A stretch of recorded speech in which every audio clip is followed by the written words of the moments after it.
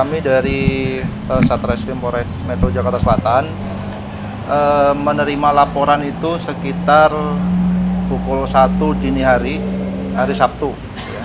Kemudian menurut informasi itu kejadian pada hari Jumat sekitar pukul 21.30 ya atau 22. Informasi kembali bahwa itu dibawa oleh pihak orang tua korban, ya, orang tua laki-lakinya, ya, orang tua laki-laki dari korban.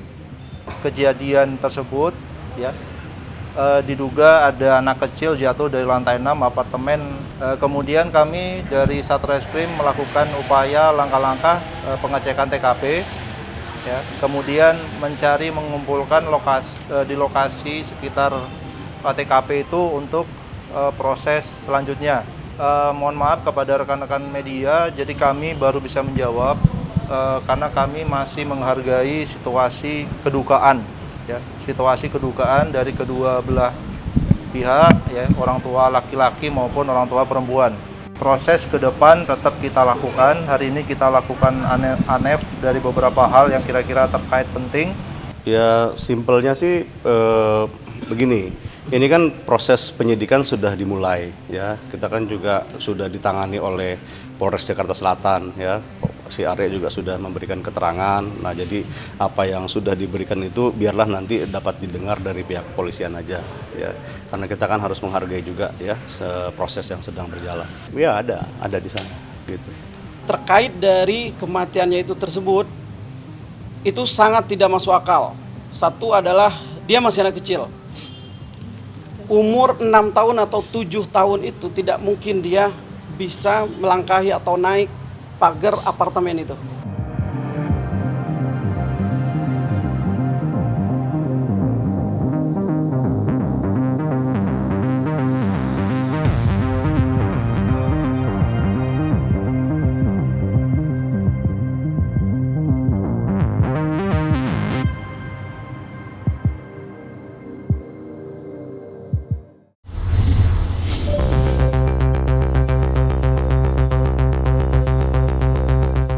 Apakah ini dalam ranah hukum, apakah ini adalah tindak pidana atau bukan, tentunya masih dalam proses pendalaman atau proses penyelidikan. Sementara sesaat kejadian kami juga mengambil informasi sedikit dari orang tua, terutama yang dari Pak Arya, ya.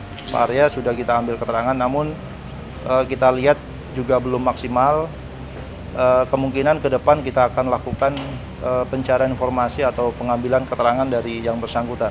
Bukti-bukti ada di sekitar lokasi, yaitu baik di sekitar lokasi jatuhnya dan di sekitar lantai 6. Di balkonnya itu sudah kita amankan. Itu yang sedang kita analisa, ya. Kalau memang nanti ada waktu mungkin kita reka ulang. Seperti itu, jadi kalau misalnya statement-statement mengenai penyidikannya, langkah-langkahnya kita percayakan semua kepada kepolisian. Kejanggalan-kejanggalan ini sehingga kami dari tim kuasa hukum mengambil sikap untuk melakukan laporan.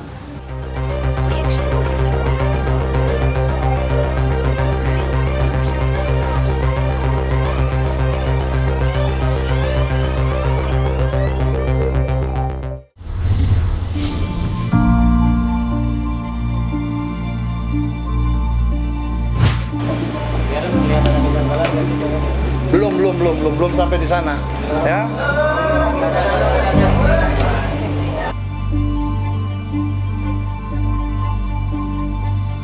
Kami sudah menyerahkan kasus ini ke pihak kepolisian, ya, dan sedang berjalan.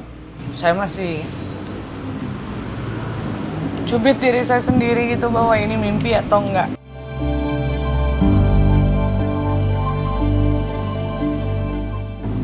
Sampai saya tahu apa yang sebenar-benarnya terjadi terhadap anak saya.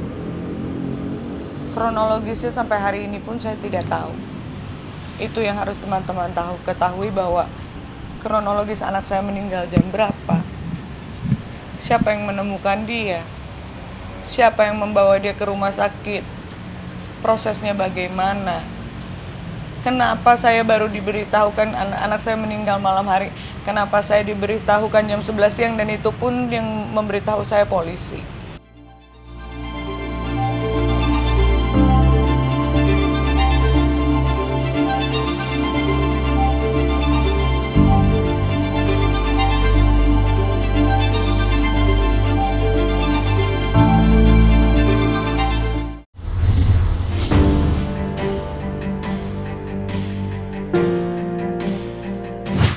Saya nggak boleh judge ya.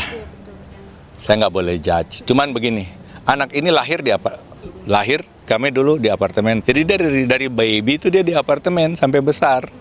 Pergi ke kolam renang juga, kadang-kadang dia naik lift sendiri pergi berenang di kolam renang nggak masalah. Ini saya heran di umur mau menjelang 7 tahun, malah kejadiannya seperti ini. Tapi saya nggak mau judge, cuman biar masyarakat yang menilai gitu.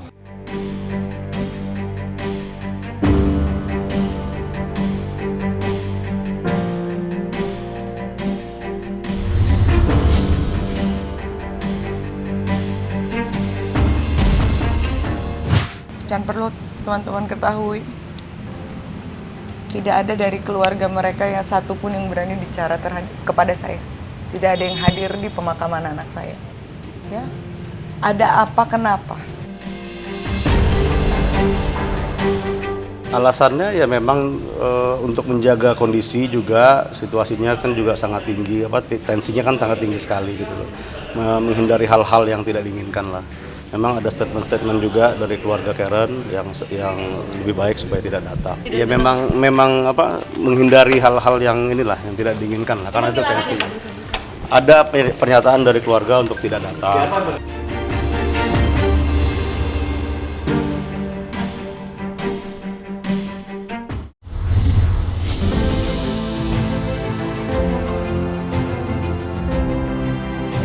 Kalau kejadiannya, kronologi kejadiannya aku nggak tahu. Tapi kalau bilang jatuh dari ketinggian, dengan kenyataan yang saat aku mandikan si adik, nggak sama.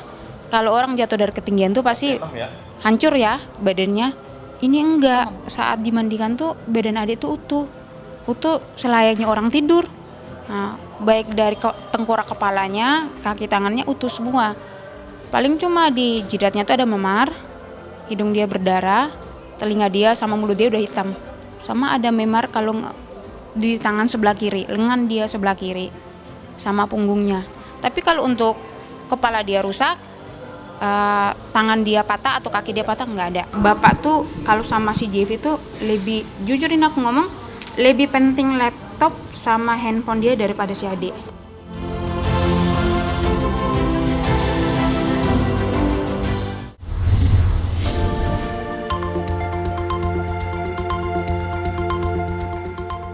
Akhirnya Karen menceritakan itu semua pada keluarga besar bahwa ada banyak hal yang tidak pernah terkonfirmasi, yaitu salah satunya ternyata Arya pernah direhab, kata ini menurut Karen ya, bahwa telah ditemukan satu informasi yang cukup akurat bahwa dulunya suaminya Karen ini pernah mengalami gangguan kejiwaan.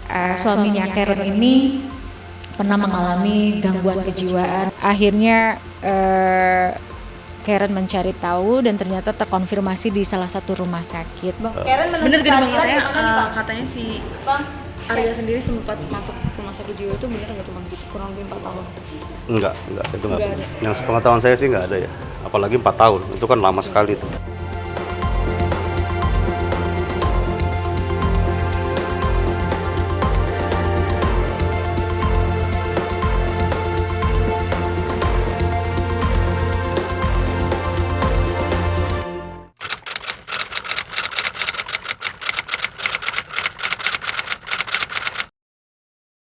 Jadi jangan lupa untuk subscribe Cumi Cumi.